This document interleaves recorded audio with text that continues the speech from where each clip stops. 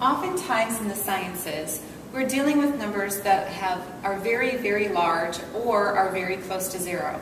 And so they're very cumbersome to work with. Or maybe we want to show the accuracy to the number of significant figures that a number has. In those cases, it helps us if we write the numbers in scientific notation. Scientific notation is defined to be where a number is written in scientific notation when it is written in the form of n times 10 to the small case n, so a number times 10 to a power, where the number is a value from 1 to 10, and your exponent on your 10 is an integer. So examples of numbers that are written in scientific notation would be something like 5.214 times 10 to the third, or 3.45 times 10 to the negative 3. So each of this, notice that I have a number that is between 1 and 10. 5.214 is a number that's bigger than 1 but less than 10. And I have my base of 10 to an integer power. 3.45 is a number between 1 and 10.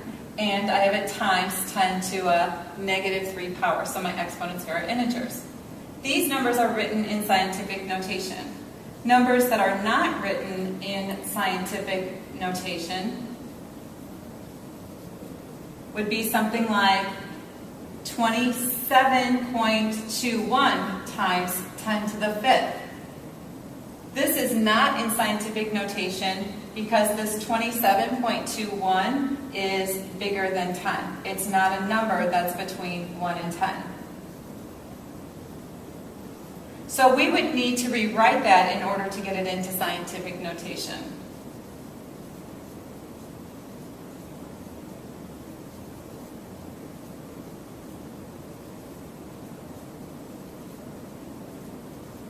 Also, if I had a number such as 0.31 times 10 to the fifth, that's also not in scientific notation.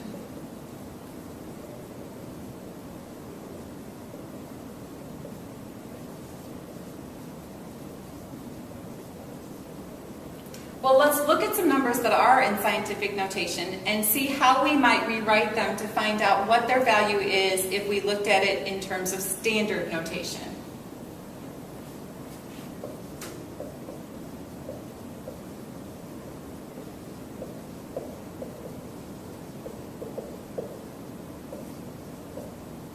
So let's take our first number, 5.214 times 10 to the third, and write it in standard notation. Standard notation just means the notation that we normally see our numbers in. Well, to write a number from scientific notation to standard notation, notice we're multiplying by a power of 10. And when we're in our base 10 system, that just moves the decimal point when we do that process. Now, if the exponent on the 10 is a positive exponent, then we're multiplying by a number that's bigger than 10. 10 to the third is really going to be 1,000. And when we multiply this by 1,000, it ends up moving the decimal point to the right 3 places. So when you're going from scientific notation to standard notation, to change it, you just move the decimal point the number of places of the exponent. When the exponent is positive, you're going to move the decimal point to the right. If you have an example where you're changing from scientific notation and the exponent on your 10 is negative, you're going to move your decimal point to the left. Okay, so for here, I have my number that I want to change to standard notation. I write down the original number. I see it's times 10 to the third. So I'm going to take the decimal point and move it 3 places to the right because it's a positive exponent on my power of 10. 1, 2, 3. So my number in standard notation is 5,214.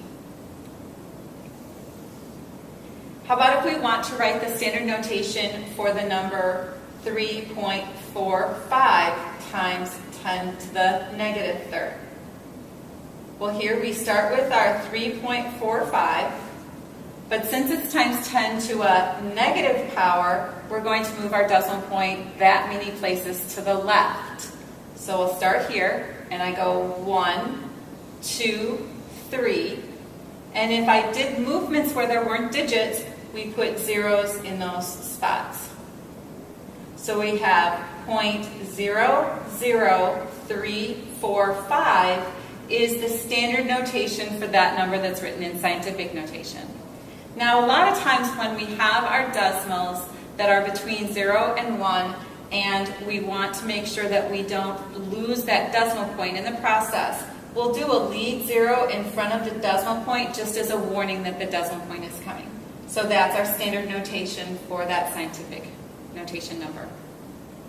Now next up, let's look at what we would do if we were given a number in standard notation and we wanted to write it in scientific notation. So here, what if we have for an example to write the number 23,450,000 in scientific notation.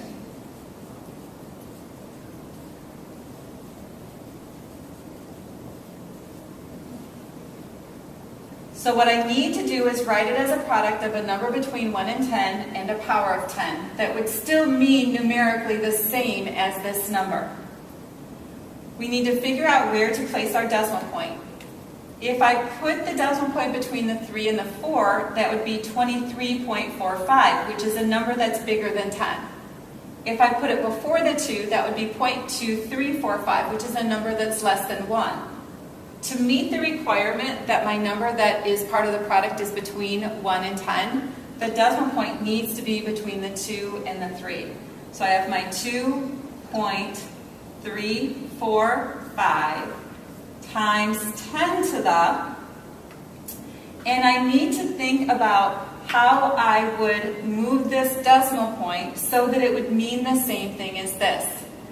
Now this decimal point would have to move to the right to create the same value as our original number, so I know it's going to be a positive exponent, and it would have to move to the right 1, 2, 3, 4, 5, 6, 7 places, so we have 10 to the 7th.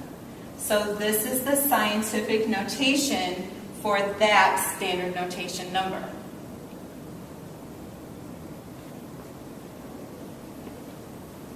Let's next write the number 0.00009142 in scientific notation.